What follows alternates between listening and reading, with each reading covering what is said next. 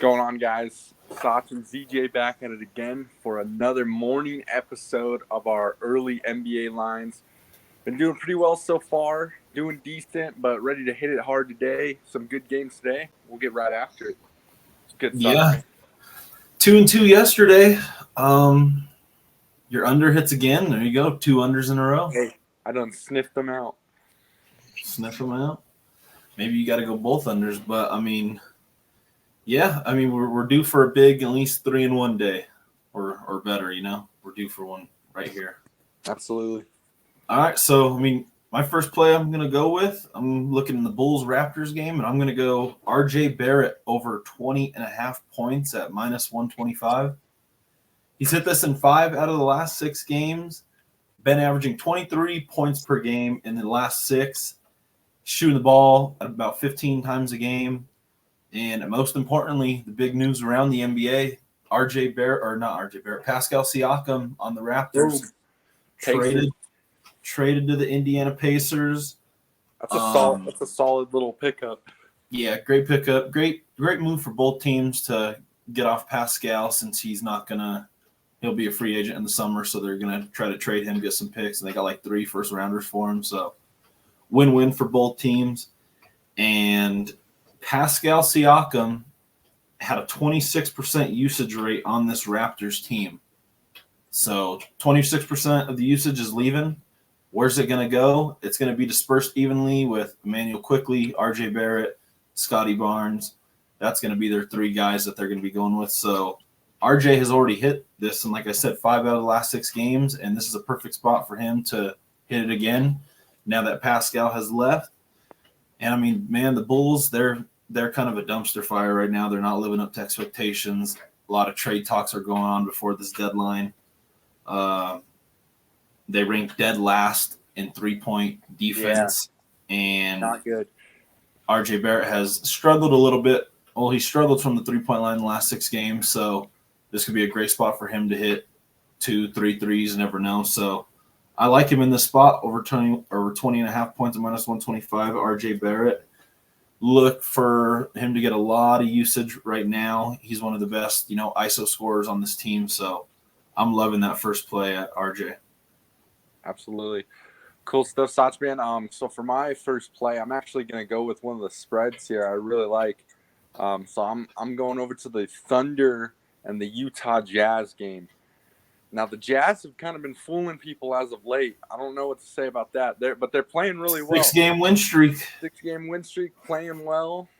But I think that ends today, Sach, man. We got the Thunder going over there. We got Shea, Chet, and Josh Giddey all playing today and everything. And the Thunder have been really well coached, really well played this year.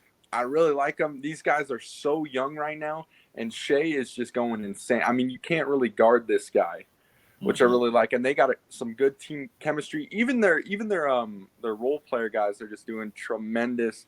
I like that Dort guy as well. He brings a lot of energy to this team.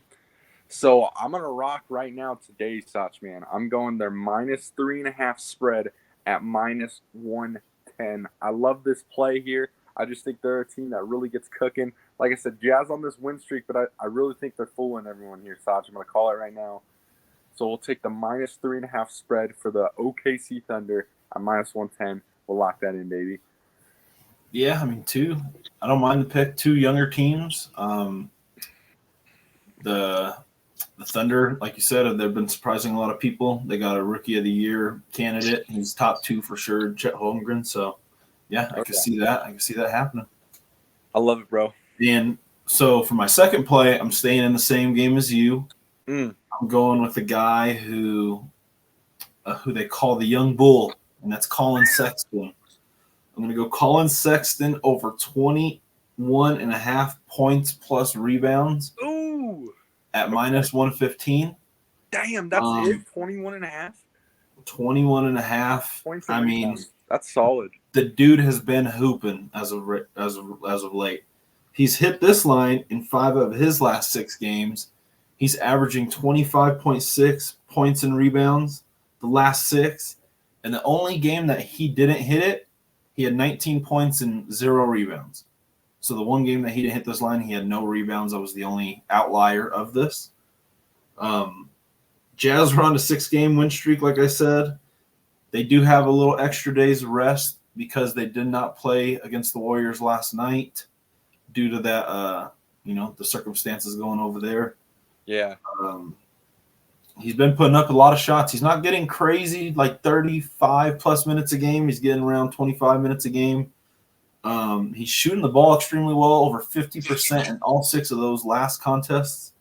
And OKC ranks bottom 5 in points and rebounds defense against guards. That's not their strong suit. They usually, take care of the small forward, power forward, and center position. But when it comes to guards, they're not typically the best, even though they got the Dortcher chamber over there, like you just said, Lou Dort. So I'm expecting Colin Sexton to stay hot at home for this team. He's one of the main guys that they got to score with Jordan Clarkson and Lauri Markkanen. I'm not sure if Jordan Clarkson's going to play, but I like Colin Sexton to end around maybe 17, 18, 19 points and get 2, 3, 4 rebounds hopefully. Gosh, bro, that seems so low. Points. Yeah, he can hit this straight up and just points. I love it. You heard it here first, ladies and gentlemen. I actually really like that play. That just seems so low for me, especially with a guy like that who brings a lot of energy. So yeah, that's solid, bro. Next up, no, keep going. Sorry. Oh no, you're good. I was just gonna say he's average freaking. I love that. He's hit this pretty much in all of his points. He's hit it in 7 out of the last 10, almost basically in points. So absolutely, just add those rebounds in there. Next up, Sach, I'm gonna go with this Pacers Sacramento Kings game, and I got a little plus money magic in the air, ladies and gents. I'm rolling with Kevin Huerter over 2.5 3-pointers made at plus 125, Sach. I love this. This is a guy you find sharp in the corner and everything. He gets you hot. He's your hot hand. This guy can start streaking once he starts hitting, and he's just he's such a huge scoring option here for the Kings. They look for him. They look for him a lot of times late too when it's a close game and they need a nice 3. So I'm just really liking this one here. We'll see how the matchup goes with the Pacers and everything. Like we just discussed, I mean, a lot of big movements coming in and out of this Pacers team, which is cool. And we'll see how that pans out. But for this game tonight, again, I'm going Kevin Huerter over 2.5 3-pointers at plus 125, ladies and gents. That's plus 125 right now on ESPN Bet. Like to sprinkle a little plus money in today's slate. Yeah, I mean, I don't mind that one either, especially at plus money like that. He can get his 2, 3 threes maybe in the first half. He's a very hot and streaky shooter. So absolutely. Pacers play at one of the highest paces in the league, but Halliburton is still out, so expect the Kings. The Kings are due big time for just a blowout win. So I think this will be a decent spot for them to blow them out tonight. It's great. I was going to add too. We've been kind of on Huerter for some other things this year and everything. He's really he's a player, right? I'd say in the league that a lot of people, I would say, definitely underrated player. He's not like a household name, right, for the public and everything. So this is a guy to definitely look at, ladies and gents. Kevin Huerter. I mean, he's a terrific ball player. Like we said, loves to spread the floor. He gets the jump shot off. He's in the corner and everything. He's just a really nice 3-point shooter for this Sacramento Kings team. So add him to your list too, even after today. Just give this guy a look because he's not a guy that I would say a lot of people know. Yeah, no, for sure. Red Velvet, that's his nickname. The Red Velvet, baby, yeah. I know I gave 3 plays yesterday. Kevon Looney obviously didn't end up playing with the Warriors game being postponed. So I'm going to throw out one more today. I'm going to make this one my little 3 games. I like this play a little too much to not throw in there. For the final play, I'm going to go in the Grizzlies and Timberwolves game. Ooh. I'm going Rudy Gobert over 3.5 first quarter rebounds at minus 105. He's hit this in 8 out of the last 10 games in the first quarter, averages around 5.5 rebounds in the first quarter over the last 6. Bro, what are the odds? What are the odds again? Minus 105. Damn, bro, that is 3.5 in the first quarter. First quarter, 3.5. All right. Hit it in 8 out of the last 10. Big man just needs 4 rebounds. Dude gets going. The Grizzlies are ranked 28th in rebounding defense in the league. So they're the third worst rebounding defense in the league, going up against arguably a top, well, not arguably, he's a top 5 rebounder in the league, Rudy Gobert. This guy's a rebounding machine. They're going up against the Grizzlies team who's just banged and battered. Jaren Jackson Jr. is their biggest starting player, and he's banged up. He's been injury riddled. A guy that's just a fouling machine every time I bet on Jaren Jackson. So I'm gonna go up against the guy with him. I mean, Rudy Gobert is 7'2", going up. He's gonna have 5 inches on Jaren Jackson Jr., who's around 6'9", 6'10". So Rudy Gobert has the extreme height advantage in this matchup. Oh yeah, he's got the edge for sure against the bottom 3 rebounding team in the league. The last couple of games, the Grizzlies shot 37% from the field, 41% from the field, and 23% from 3 versus the Knicks. And the third game, they shot 43% from the field.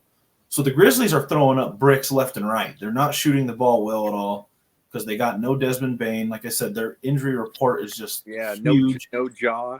No jaw.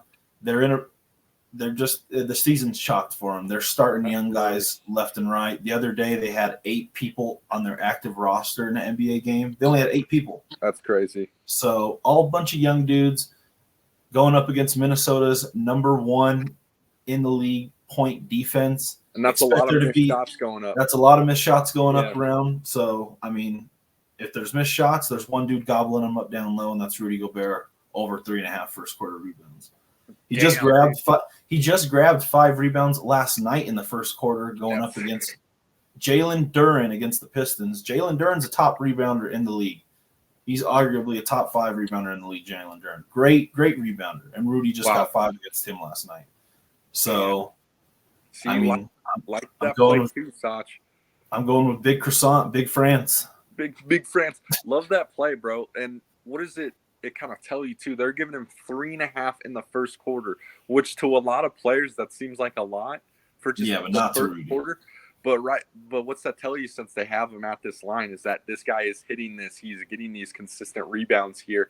And like Sach said, going up against this really a poor Memphis Grizzly team with everyone pretty much out, a lot of missed shots are going to be flowing through the air and everything. So it's going to be Brick City in the first quarter. Absolutely. Cool. Well, that locks it up, baby. Like we said, we like to do this show. It's around 6:30 a.m. Mountain Standard Time. Sach and I run this Monday through Friday. We like to just get the early lines out because, like we saw yesterday, we got some great lines, bro, but they just didn't hit, even with great lines. Yeah, it's hard, but it's like we're getting early lines because yesterday we had a player, I want to say at 22.5 for points. And then we checked in later on in the day. It already bumped up to 28.5 and everything. We had Damian Lillard over 23.5, and then Giannis sat out and it shot up to 28.5. So that's why the early odds are so important too, because you get them earlier in the morning that day, and then once the public starts betting on them throughout the day, you're going to see some line shifts here. So roll with the early lines. Like Sach and I say though, make sure to check player reports and everything. Check the team. Who's all playing and everything. That has a huge factor on a lot of these lines. But nonetheless, baby, we're in here again doing our thing. It's going to be a solid day. I know me and Sach look like we're a little dead right now. It's because we're early and everything. Look like we just got back from the war. But make no mistake, we're ready to play every day. That's Monday through Friday. And then tune in tonight, baby, again for our late night show, the After Hours Bet Champ Show. We'll be there at 8 p.m. Mountain Standard Time with the fellas discussing all things football, NBA, what's going right now with the NFL playoffs, and that's every Monday and Thursday night at 8 p.m. Mountain Standard Time. You got anything, Sach, man? No, I mean we need a big night. 3-2, 4-1, 5-0. Let's do it. Let's go. Hey, there's some magic in the air though, baby. Let's go. Some magic in the air, big time. All right, ladies and gents, we'll catch you in the next episode, baby, and we'll see you later. Peace.